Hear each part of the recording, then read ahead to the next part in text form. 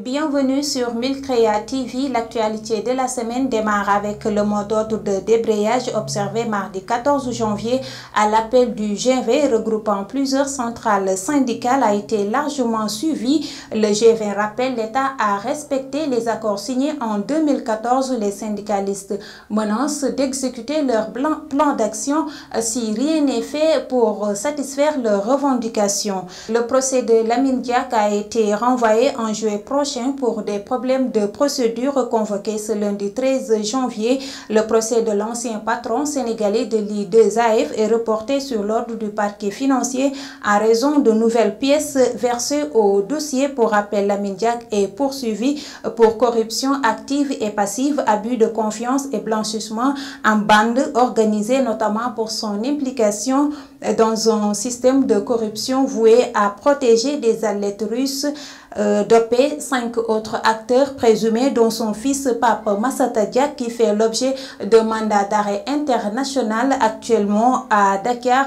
Il sera représenté par ses avocats. Un autre procès, celui de Thione Seck et son comprévenu, se pourvoit en cassation. Leur avocat aurait décidé de saisir la Cour de cassation après la décision de la Cour d'appel de Dakar qui a infirmé le premier jugement rendu par le tribunal correctionnel de Dakar dans l'affaire des faux billets de banque. Le leader de Ramadan et son présumé complice seront jugés le 17 février prochain. Ils sont poursuivis pour association de malfaiteurs, contrefaçon et altération des signes monétaires à cours légal, blanchissement de capitaux et tentative d'escroquerie.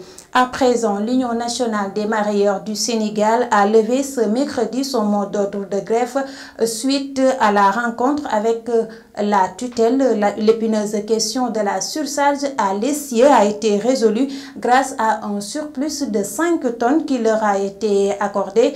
Sur le poids total, les mareyeurs avaient décrété 3 jours de grève à partir du 15 janvier, une grève qui a été même largement suivie. En politique, les travaux du dialogue national ont été lancés ce mardi 14 janvier. La première plénière avait été marquée par des échanges tendus entre le comité et certains leaders de l'opposition à propos notamment de l'ajout de 40 personnalités sur la liste de départ. Le président du comité a soutenu que cette augmentation s'explique par un souci de corriger une erreur à la prise de décision. Ce jeudi 16 janvier, il y a eu quelques remous. Malgré tout, le règlement intérieur du dialogue national a été adopté. Désormais, il n'y aura plus de prise de parole, mais on parlera de recherche de consensus. Et nous terminons avec l'affaire de Rangou qui a fait la polémique sur la toile.